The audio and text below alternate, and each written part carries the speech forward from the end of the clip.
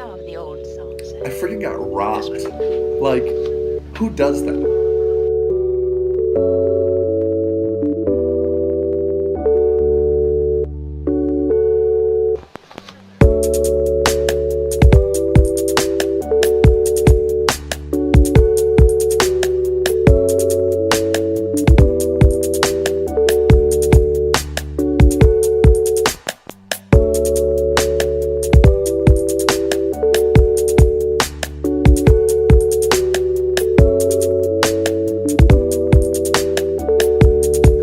Hi!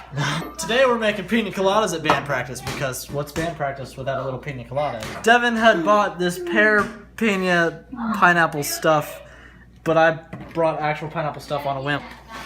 For those of you watching at home, it's really easy. Cream of coconut. Pour until we're happy. I'm happy there. And that amount that we just did, same exact amount, but with rum. Oh, you still got the fun stopper in there. You can go overboard on the rum, it's alcohol. That same amount that we've got there, match it with our not pear apple pineapple juice. Cool.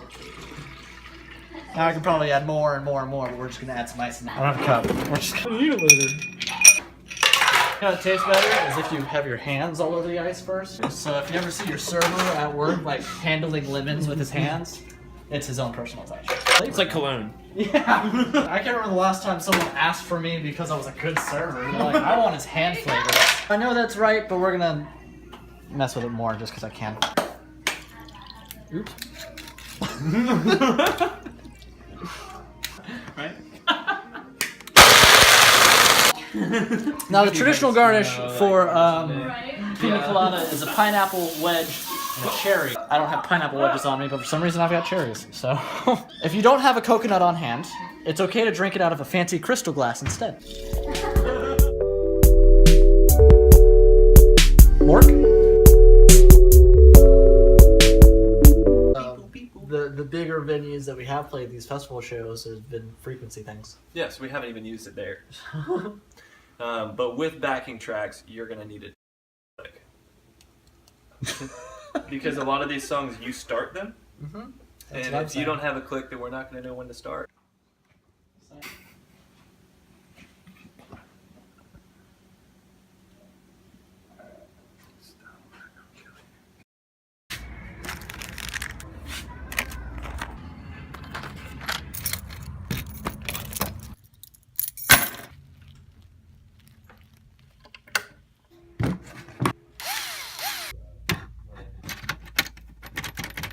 Here's the deal.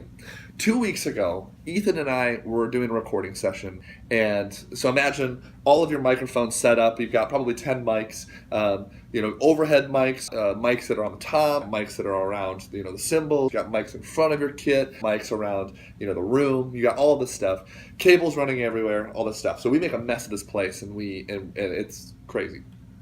Now, after the session, we clean up everything, and we do our normal inventory.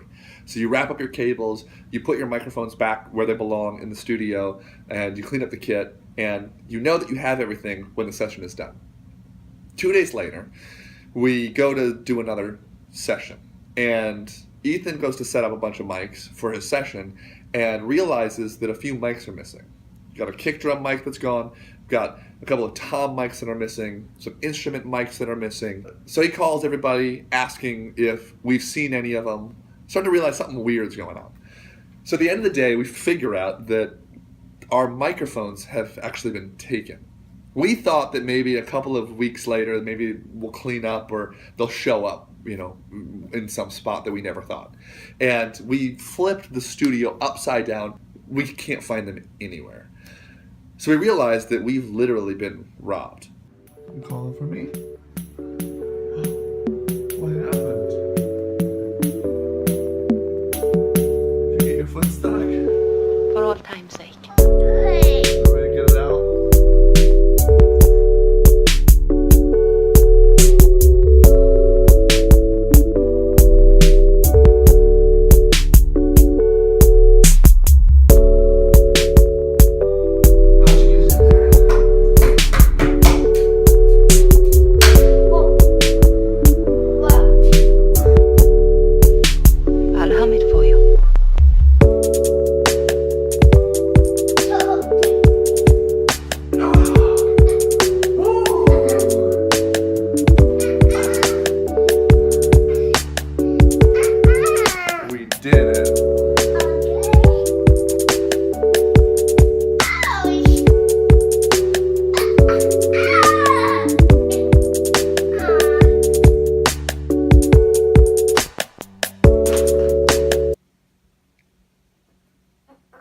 So sad. Nathan's got a couple of cavities happening right now, so we're gonna head over to the dentist today, see how he's doing, get his first cleaning. So hopefully he does awesome for the dentist. Hooray! I'm so proud of you. Good job, bud. Awesome. Ah. Good job, friend. Say ah. Close your lips. Can you give it a kiss? Go like this. Good job. We're gonna put some water in there and give him a tooth shower. Give him more water. Oh, do you like it? That's so silly. Was that silly? Can you close your lips? You ready? Baby, Let's try it. okay.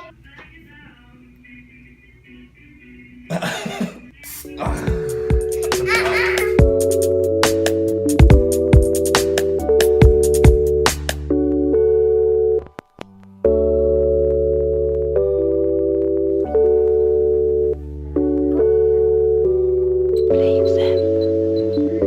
Play as time goes by. Oh, I can't remember it myself. I'm a little rusty on it. I'll hum it for you.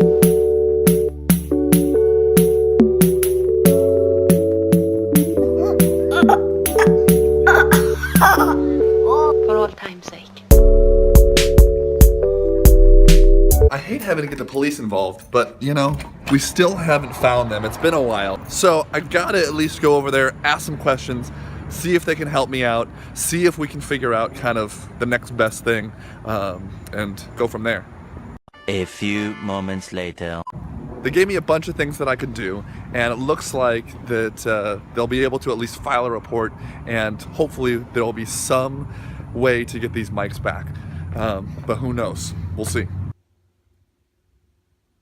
As I'm editing the vlog right now, I said this a few days ago. Got a call back from the police department, and it looks like there's not really much that they can do. It's an internal issue. We got to find some different alternatives. Any ideas? Comment for us.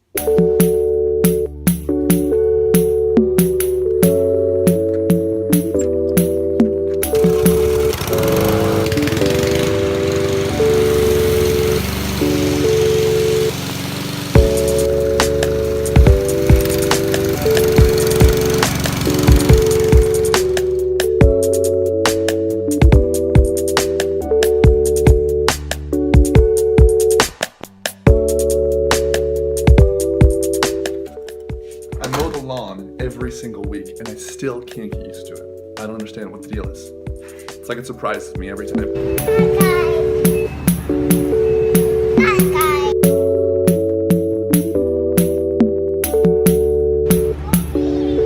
For all time's sake.